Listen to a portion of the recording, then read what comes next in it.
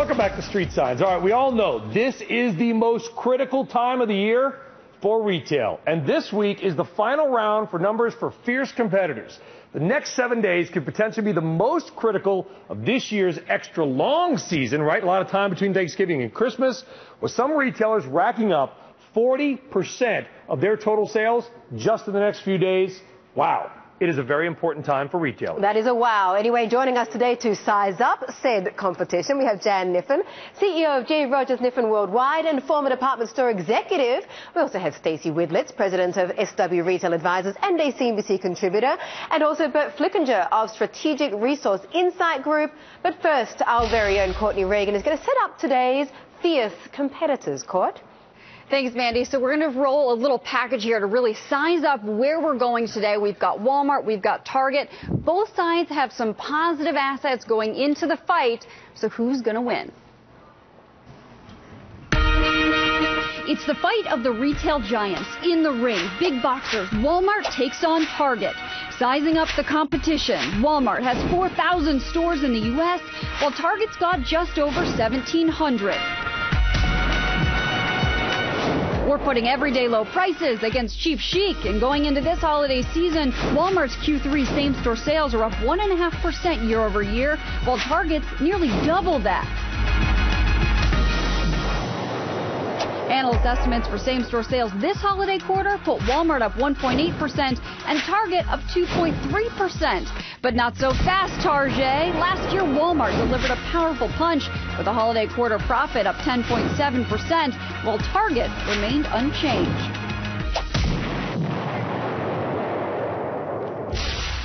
The battle of the big boxers, Walmart and Target. Now, Walmart has said it had a record Black Friday, but Target rolled out its exclusive merchandise collection with Neiman Marcus to add to its excitement in its assortment. Now, each competitor, Herb, has some ammunition. We're going to go to you first before we go to the people that actually get paid to give us opinions. So, who do you like in this fight? Well, you know, it's interesting. I think actually they're apples and oranges in terms of actual competitors because they have somewhat different business models. I think both are very well-run companies.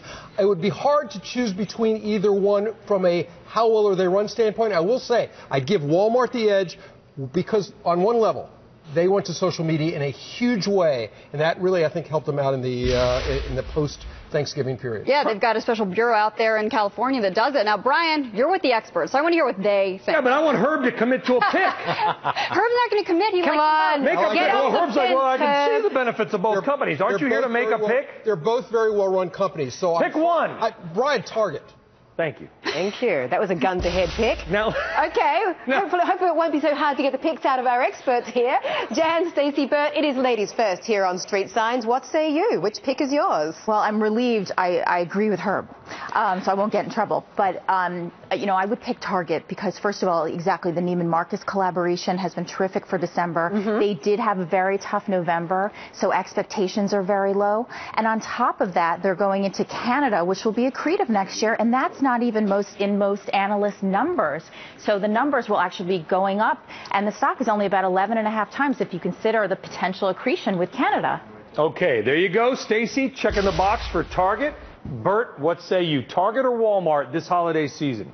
Target, TGT is the stock of the decade for retail. The next decade? For this upcoming decade. Wow, Stacey's that's point, a strong statement. Costco's Walmart's worst nightmare worldwide. Target's going to be Walmart's worst nightmare in Canada, as well as the U.S. Our price checks show Target's price the same as Walmart. Better fashion and food and pharmacy. But the one to really bet on for Walmart is, look at Mandy. Woolworths in Australia and New Zealand, that's probably going to be Walmart's worst best acquisition after a lot of acquisitions that were worse as they take on Pack and Save and other great retailers in New Zealand. So watch Woolworths in Australasia because Roger Corbett, former CEO of Woolies, is on Walmart's board. Walmart only wins by acquisitions, not by operations. I happen to have a Woolmarts loyalty card in my purse right now, where I always do my shopping back in Australia. So we've got, what, 3 out of 4 now for Target. But let's wait to hear your pick, because I know you've got a strong opinion, but I would like to dig in a little more into what we just heard. This is called suspense.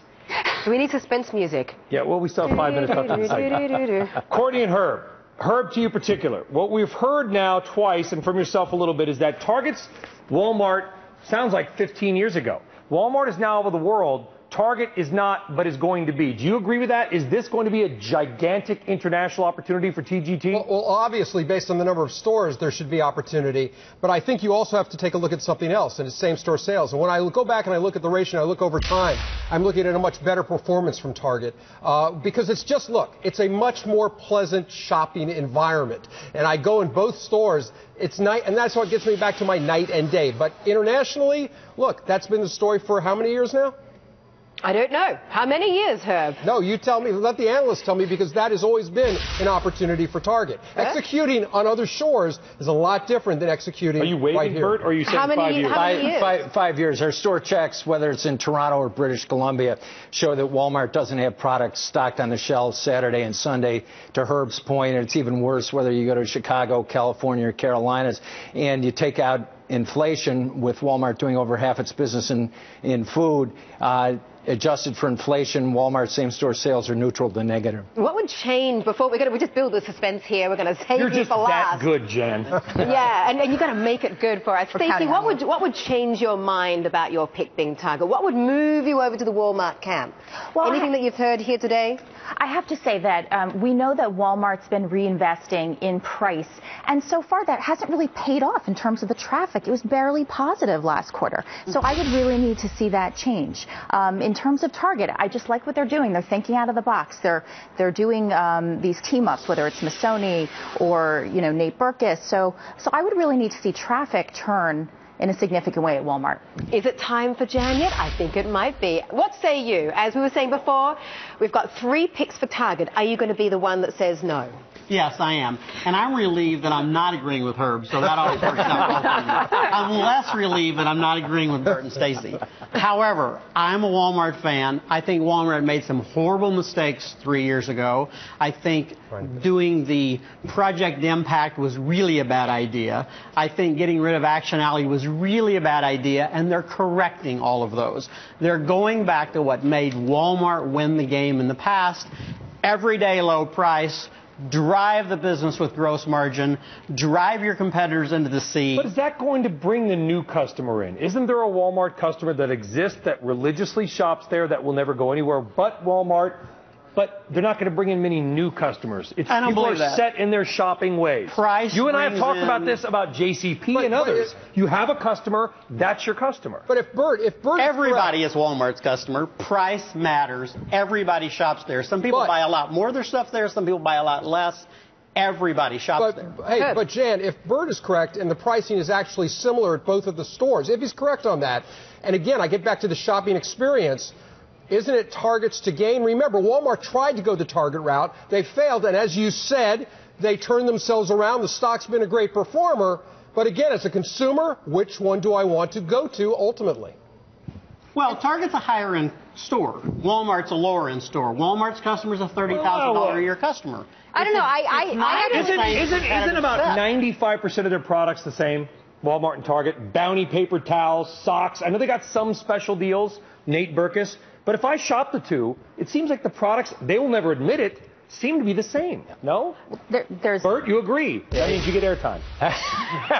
and Courtney, you have a point on that as well. I guess I do. I think that there are certain things, to what Herb said earlier, that Walmart does well and certain things that Target does well, and they're not necessarily the same. So it's hard to say who wins. I think that Target is better with its exclusive collections, and they're better at apparel. That's an area that Walmart has always struggled in. They're doing better, but I don't think they're ever really going to chip away at Target in a meaningful way that will take that shopper away from Target. But yes, a lot of those SKUs are going to be similar. You can get that Colgate toothpaste at both places, and in that category, I think Walmart wins every time, because why would I pay more for Colgate if I don't have to? I buy tons no one of wants Maine. to pay more if they don't have to. But look at cash flow for both companies. Walmart's cash flow has been under pressure for the last few years. Target's cash flow continues to grow. Target reinvests. Walmart increases its dividends by cutting costs. You can't cut your way to profitability in old retail. Well said. And since I'm supposedly the Vanna Wise of this situation, I will say, and the winner is bring Target. Well, one last comment on that. The only thing that's driving Target's business is red card discounting and P. Fresh. Okay. Fair enough. All right. Okay. Thank you all, and we're going to see you again on Wednesday. On Wednesday, we're going a little higher end. No offense to either store. We're going to do this. The Fierce Competitors, as I double-check the name of the series, between Nordstrom and Saks. That should be a good one. They're going to take I'm each sure other you'll on. do research in the Gap. Okay, thanks everybody for watching. Closing Bell is coming up next.